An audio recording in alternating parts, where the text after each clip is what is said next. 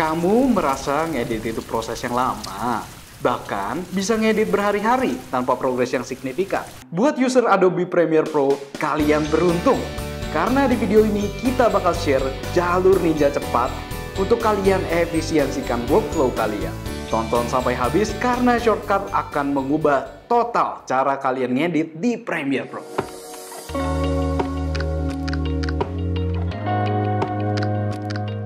Oke guys, sebelum kita mulai, kita disclaimer dulu. Kalau beberapa keyboard shortcuts yang kita bikin ini adalah ciptaan kita sendiri. Mungkin pas kalian buka Premiere, pas pencet, bingung gitu, kok nggak bisa nge-activate gitu ya. Tapi untuk settingannya, kalau di Mac ya, kalian bisa ke icon Premiere Pro, terus kalian bisa cari keyboard shortcuts. Dan kalian bisa atur sesuai preferensi kalian. Kalau cara cepatnya, kalian tinggal pencet Command Option K.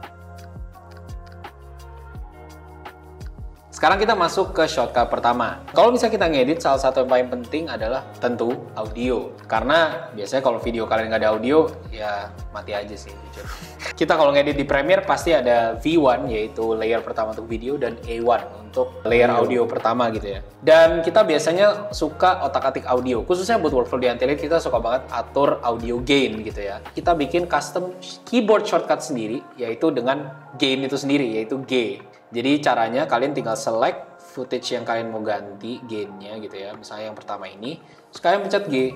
Nah langsung kalian buka ke audio gain, dimana kalian bisa atur set gainnya, adjustnya, normalize dan sebagainya gitu. Dan biasanya baru kita tambahin 5 atau enggak gitu. Biasanya kalau kalian nggak pakai shortcut itu, kalian harus klik kanan, terus kalian harus cari audio gain begini, which is 2-3 step gitu ya. Nah dengan simple kayak begini, kalian bisa pakai dengan tombol G aja untuk atur audio gain. Sebenarnya ya Josh, kalau lu mau bilang gain, gue punya shortcut lebih cepat lagi. Oke, apa tuh? Nah, kalau lu lihat di sini ada tombol apa nih namanya? Tombol apa sih? Bracket kali ya, apa sih namanya? Tutup kurung tapi yang kotak gitu kan. Nah, kalian bisa pencet sekali buat naikin gainnya 1 desibel. Jadi kalau kalian mau naikin 5, 1, 2, 3, 4, 5, bisa. Mau langsung ini, turunin tinggal tombol sebelahnya. Lebih kerennya lagi, kalau lu tekan shift sama ini, lu bisa turunin by 5 desibel langsung. Oke. Jadi cepet banget. Misalnya kalian nggak peduli gainnya harus precise di 10 atau 15 atau by numbers gitu. Kalian tinggal pencet kedua tombol ini aja untuk naik dan turun. Dan kalau shift itu berkurang 5 desibel atau bertambah 5 desibel. Wah, gila. Udah bye-bye Premiere the best, bos. Jadi gercep banget ngeditnya rasanya. Nah, tadi kan lu udah ngomongin soal gain ya. Nah, tapi kalau di Antelite sendiri, kita sering banget yang namanya slow-mo. Untuk slow-mo ini, kita custom shortcut di S. Ketika kalian pencet S, akan keluar namanya clip speed atau duration. Dengan cepat, kalian bisa langsung setting speednya mau di 50, 60, dan ganti time interpolationnya. Yeah. Cepet banget bisa sih? Reverse banget. Iya, dibandingkan dengan cara lama kalian klik kanan, terus kalian harus ke scroll, ke speed gitu. Gue mau tambahin juga, speed itu juga bisa buat audio ya. Jadi nggak cuma sekedar video. Misalnya nih, biasanya kalian ketemu lagunya yang kayak di TikTok tuh, yang kayak lagu-lagu dicepetin. Misalnya kalian mau pakai di sini juga nih, lagunya mau dicepetin kayak gercep jadi cempreng gitu. Mungkin kalau kalian mau cepetin lagunya tapi nggak mau cempreng gitu ya, tetap memiliki pitch yang sama. Dan gue sering banget pakai ini kalau misalnya gue mau otak-atik kecepatan dari audionya, gue bisa atur speed ataupun durasinya, dan gue bisa maintain audio pitch langsung pakai shortcut S ini. Betul. Oke, next shortcut yang sebenarnya lebih ke pengaturan workflow kalian biar lebih enak dipandang aja. Kayak kalau kalian lihat nih, footage ini biru semua. Gak menandakan apa-apa. Gue mau cari footage yang orang dong. Wah, ini bingung banget nih. Ada yang nyampur, ada yang produk. Kalau misalnya gue disuruh tembak, Josh, video yang orang yang mana? Gue juga bingung. Semuanya warnanya biru. Makanya Premiere menciptakan namanya labels. Kita suka pakai berbagai jenis warna. Contoh misalnya kita pakai ungu untuk close up, kita pakai oranye untuk yang white dan sebagainya. Misalnya produk kita mau tandain hijau gitu ya. Dan kita bikin shortcut yaitu pakai F1 sampai F12 gitu ya. Kalau kalian pakai laptop, memang nggak enaknya kalian biasanya ikonnya tuh kegabung sama satu key lagi. Kayak misalnya kalau di Mac ini gue gabungin yang icon-icon atasnya kayak plus minus, naikin brightness screen dan sebagainya sama F gitu ya. Tapi kalau misalnya kalian beruntung punya keyboard 100%, kalian bisa langsung pencet aja. Yeah. Jadi sesimpel misalnya ini shot close up, gue mau tandain warna lain. gue bisa pencet F10, nah gue tandain ungu gitu.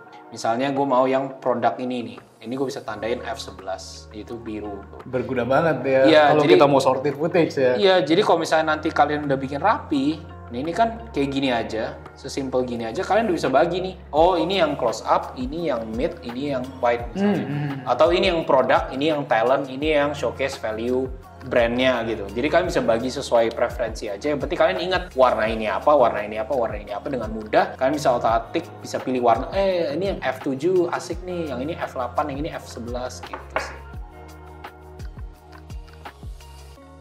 Kalian pernah nggak sih ngerasain misalnya kalian punya sequence 1080, tapi kalian shootnya 4K.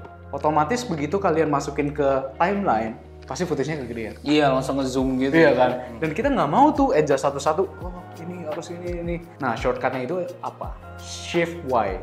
Nah, itu untuk command set to frame size. Iya. Nah, jadi kita punya contoh footage di sini, kita mau balikin ke normal gitu. Gimana caranya? Nah, jadi kita tinggal klik Shift Y aja. Dia langsung menyesuaikan dengan Iya. aspek rasio yang default bagi dia gitu. Jadi Iya. cepet banget, kalian nggak usah satu-satu gitu. Lama bro.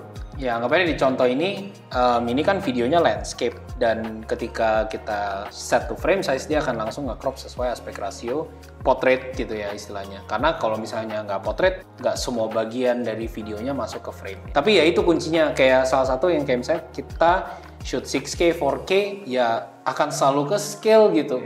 Kalau misalnya kita bikin sequence-nya di 1080 gitu. Misal kalian bikin satu komposisi, udah atur position scale, terus kalian kopas ke sebelah. Bisa. Cuman dengan shift Y kan satu kali. Jauh lebih efisien. Jauh lebih pasti. efisien gitu. Jadi ninja. Set. Hokage aja ngedit pakai shift Y, masa lu enggak? Nah lo ini gue penasaran banget. Setahu gue sih udah selesai semua ya shortcut kita. Tapi tadi tiba-tiba lo ngomong ada bonus shortcut gitu ya. Nah ini berguna banget. Mungkin kalian udah tahu keywordnya itu Q, D, sama W. Nah itu untuk apa? Untuk trim footage lu. Nah jadi kalau untuk cara pertama adalah gimana caranya motong bagian depan sebuah klip dengan cepat. Yaitu kita bisa menggunakan Q. Contoh kita mau ambil dari sini nih bro. Iya. Belakangan kita mau pakai jatah Q. Tes. Oke. Cepat banget kan? Sedangkan kita mau orangnya nari sampai sini doang. Kita pencet W. I see. Oke. Secepat itu dan dia langsung ngejas ke bagian belakang gitu. Dan depan ya tadi ya. Dan depan dan belakang gitu. Jadi kita nggak usah razor tool, cut. Dan ada satu lagi, D. Itu juga sering banget gue pakai. Kalau buat gue sebutnya slice. Jadi kita geser. Misalnya kita mau split antara footage ini dengan ini ya. Kita pencet aja D.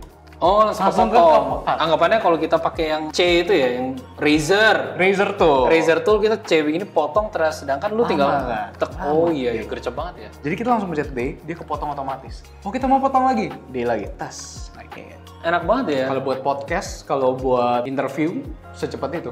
Oke guys, ini beberapa shortcuts aja yang kita sering pakai yang mungkin bisa mengefisiensikan workflow kalian juga untuk edit di Premiere Pro. Tapi kita juga penasaran kalau kalian punya additional shortcuts, bisa kasih tahu kita, atau bahkan kalian mau kita bahas shortcuts di aplikasi lain seperti Lightroom, After Effects, mungkin DaVinci gitu ya. Yes. Kasih tahu kita di kolom komentar.